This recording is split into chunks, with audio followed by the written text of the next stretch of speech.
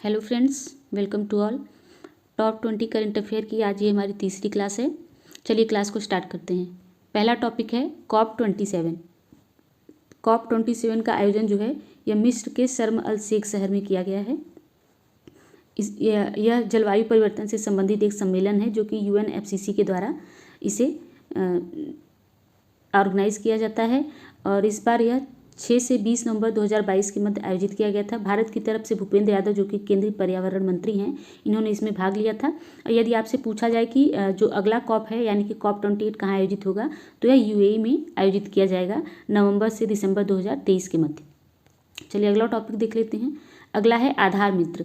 आधार मित्र जो है, यह जो आधार जारी करने वाली संस्था है UIDAI के द्वारा इसे विकसित किया गया है। और आधार मित्र एक चैट बोट है जो कि आधार से संबंधित जितनी भी आपकी क्वेरीज होंगी, आप उसे चैट के माध्यम से यदि चैट मित्र से चैट करेंगे तो वहाँ से वो आपके सवालों के जवाब को देंगे आपको।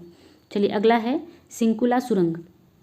सिंकुला सुरंग जो है ये BRO के द्वारा यानी कि बॉर्डर रोड ऑर्गेनाइजेशन के द्वारा बनाया जा रहा है। इसकी कुल लेंथ 4.1 किलोमीटर है और यह दुनिया का सबसे ऊंचा सुरंग होने वाला है जो कि 16,580 फीट की ऊंचाई पर यह स्थित होगा।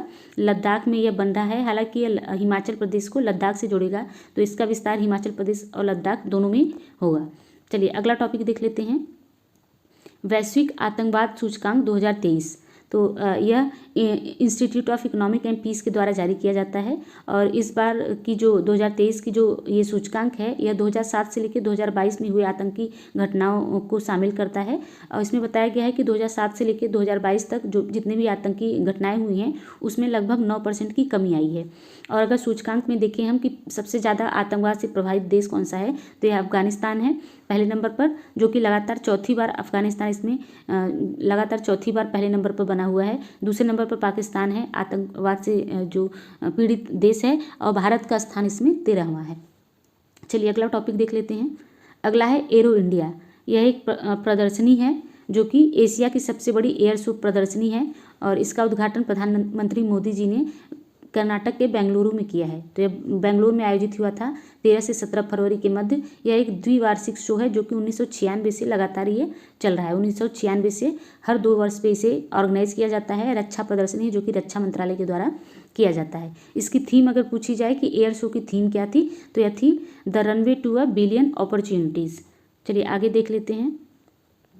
अगला है दस्तलिक सैन्य अभ्यास। तो दस्तलिक सैन्य अभ्यास जो है यह भारत और उज्बेकिस्तान के मध्य आयोजित होता है। यानी भारत और उज्बेकिस्तान की जो सेनाएं हैं यह मिलकर इस अभ्यास को करती हैं। यह चौथा अभ्यास था इस बार 2023 में, जो कि उत्तराखंड के पिथौरागढ़ जिले में आयोजित किया गया था। और भारत की गढ़वाल रेजिमेंट के 45 सैनिकों ने इसमें भाग लिया था और 45 सैनिक उज्बेकिस्तान से भी थे।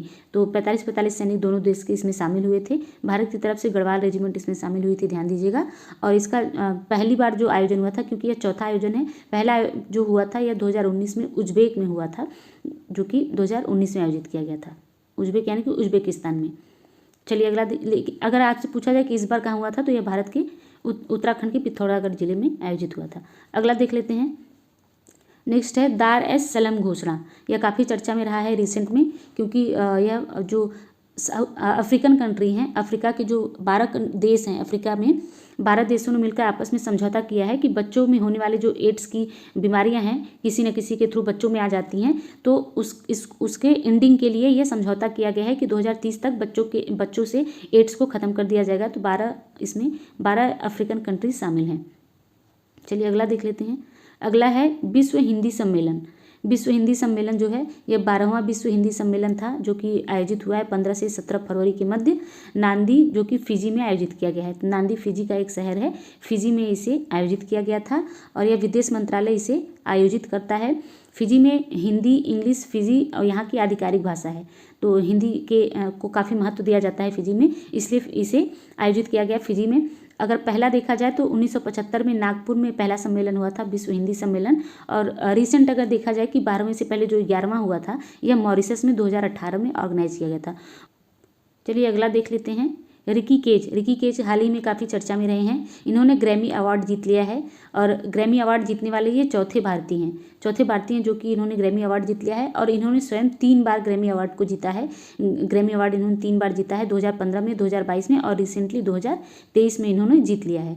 इनका जो एल्बम था जिसके लिए इन्हें ग्रैमी अवार्ड दिया गया है, यह है डिवाइन टाइड्स, इसका नाम था एल्बम का। और इनका जन्म जो है यह यूएस में हुआ है, लेकिन इनकी शिक्षा दीक्षा और इनकी अपब्रिंगिंग जो भी हुई है यह बेंगलोर भारत में हुई है। चलिए आगे देख लेते हैं। अगला है एशियाई राष्ट्र कप 2023, यानी कि एशिया कप 2023 की बात कर रहा है ये, क्रिकेट एशिया कप 2023 की, जो कि काफ़ी चर्चित रहा था इसकी मेज़बानी को लेकर कि यह भारत के पास मेज़बानी होगी या किसी और कंट्री के पास होगी, क्योंकि यह पाकिस्तान को दिया जाने वाला था, जिसमें कि भारत की तरफ से यह घोषणा कर दी गई कि भारतीय जो खिलाड़ी हैं वो पाकिस्तान में क्रिकेट खेलने नहीं जाएंगे। इस वजह से इसके मेज़बानी को लेकर काफ़ी उठापटक चल रही थी काफ़ी टाइम से। तो अभी ये फैसला आ चुका है कि इसका मेज़बान देश जो होगा वो पाकिस्तान ही होगा, लेकिन जो भारत से संबंधित जितने भी मैचेस होंगे, जो भी भारत के मैच होंगे, हो सकता है वो किसी थर्ड कंट्री में कराया जाए, यानी कि ना भारत ना पाकिस्तान के अलावा किसी और देश में भारत के मैचेस को ऑर्गेनाइज कराया जाए, मे भी ऐसा हो सकता है। चलिए आगे देख लेते हैं। अगला है अग्नि वॉरियर अभ्यास। अग्नि वॉरियर अभ्यास जो है यह भारत और सिंगापुर के मध्य किया जाता है। इस बार यह महाराष्ट्र में आयोजित किया गया था। 12वां संस्करण है अग्नि वॉरियर का यह। और इसमें जो इसका जो उद्देश्य है इस अभ्यास का यह रहा है कि जो नई पीढ़ी के उपकरण हैं, जो भी हथियार हैं, इसके संचालन में दोनों देश सहयोग करेंगे, यह इससे संबंधित है। अगला है साइक्लोन अभ्यास 1। साइक्लोन अभ्यास जो है यह पहला अभ्यास है जो कि भारत और मिस्र के मध्य आयोजित हुआ है और यह जैसलमेर में इसका आयोजन किया गया था, राजस्थान के जैसलमेर जिले में। इसका लक्ष्य है रक्षा सहयोग को बढ़ावा देना। तो दोनों देशों की देश एक दूसरे को रक्षा सहयोग में बढ़ावा देंगे इसके माध्यम से। चलिए अगला देख लेते हैं। नील कुरुंजी। जितने भी यहाँ पे टॉपिक हैं ये काफ़ी इंपॉर्टेंट हैं, ये आपको जरूर कहीं ना कहीं एग्जाम में देखने को मिलेंगे, तो आप बार बार इसे रिवीजन करते चलिएगा। मैंने 2 क्लासेस पहले भी करवा रखी है, तो उसे भी आप रिवाइज करते चलिए। नील कुरुंजी क्या है देख लेते हैं। तो नील कुरुंजी जो है यह एक तरीके का फूल है जो कि हर 12 साल पर यह खिलता है। पर्यावरण मंत्रालय द्वारा संरक्षित पौधों की सूची में इसे शामिल किया गया है और यह वन्य जीव अधिनियम जो 1972 है इसकी अनुसूची 3 में इसको शामिल किया गया है। और यह नील कुरुंजी जो है पश्चिमी घाट में पाया जाता है, लगभग केरल नीलगिरी की पहाड़ियों पर, और केरल राज्य में अधिकतर यह देखने को मिलता है। केरल का जो मुन्नार स्थल है यह काफ़ी फेमस है पर्यटन के लिए, जहाँ पर यह फूल खिलता है और काफ़ी खूबसूरत वहाँ का नज़ारा होता है, जिससे कि पर्यटन यहाँ का काफ़ी अच्छा चलता है, तो लोग इसे देखने जाते हैं। यह फूल की खासियत यह है कि यह 12 साल में एक बार खिलता है। चलिए अगला देख लेते हैं। नेक्स्ट है पीएम प्रणाम योजना। पीएम प्रणाम योजना काफ़ी फेमस है, क्योंकि फेमस यानी कि काफ़ी चर्चा में रहा है, क्योंकि यह बजट में इसका अनाउंसमेंट किया गया था इस बार के बजट में। इसका फुल फॉर्म है, प्रणाम का फुल फॉर्म है promoting of alternative nutrient for agriculture management योजना, इसका फुल फॉर्म है। इसका उद्देश्य है उर्वरकों के संतुलित उपयोग को प्रोत्साहन देना और वैकल्पिक उर्वरकों के प्रयोग को प्रोत्साहन देना। तो जो वैकल्पिक उर्वरक हैं, यानी कि रासायनिक उर्वरक के अलावा जितने भी वैकल्पिक हैं, हरित जो भी हैं या जो जैविक उर्वरक हैं, इनको बढ़ावा देने के लिए पीएम प्रणाम योजना को लाया गया है। और इसका लक्ष्य क्या है, तो उर्वरक सब्सिडी के बोझ को जो भी भारत सरकार, क्योंकि आपको पता है सबसे ज़्यादा सब्सिडी भारत सरकार फूड पर देती है, दूसरे नंबर पर उर्वरक ही होता है। तो उर्वरक की जो सब्सिडी है इसके बोझ को कम करने के लिए इसे लाया गया है कि नवीकरणीय जो उर्वरक हैं, यानी कि जो जैविक उर्वरक हैं, इनको बढ़ावा दिया जाए रेदर देन जो केमिकल फर्टिलाइजर हैं। तो इसकी घोषणा बजट में की गई है। चलिए आगे देख लेते हैं। अगला है विश्व आर्द्र भूमि दिवस। तो आपको पता है कि जो आर्द्र भूमि दिवस है यह प्रतिवर्ष 2 फरवरी को मनाया जाता है, तो 2 फरवरी को इसे सेलिब्रेट किया गया है। इस बार इसका विषय रहा है वेटलैंड रेस्टोरेशन, इसका विषय यानी कि इसकी थीम रही है। और यह इस पहला जो था विश्व आर्द्र भूमि दिवस यह 1997 से मनाया गया था, यानी कि 1997 में मनाया गया था। और भारत में लगभग कुल अभी 75 आर्द्र भूमि स्थल यानी कि रामसर साइट घोषित किए जा चुके हैं। चलिए अगला देख लेते हैं। सूरज कुंड मेला।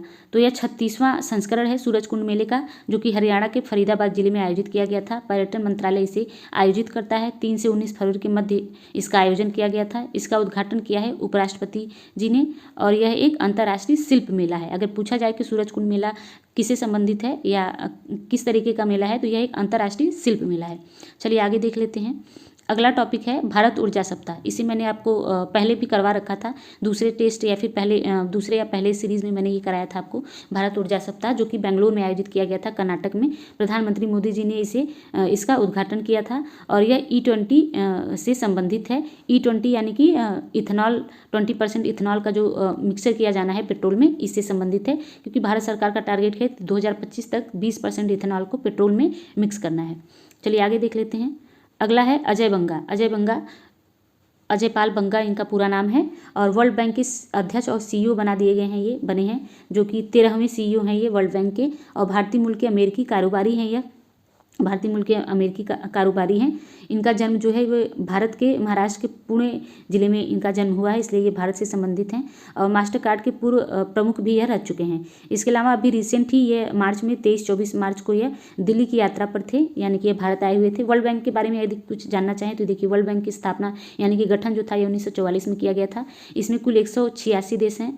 आप इसे एक बार देख लीजिएगा, 186 या फिर 189 समथिंग कंट्री है, मैं यहाँ पे श्योर नहीं हूँ, आप एक बार इसे देख लीजिएगा। अध्यक्ष जो रिसेंट इनसे पहले जो अध्यक्ष थे यानी कि 12वें अध्यक्ष जो थे यह डेविड मालपास थे और इसके निदेशक रिसेंटली बनाए गए हैं परमेश्वरन अय्यर, जो कि अभी कुछ टाइम पहले ये नीति आयोग के CEO थे, तो अब इन्हें वर्ल्ड बैंक का निदेशक बना दिया गया है। चलिए आगे देखते हैं।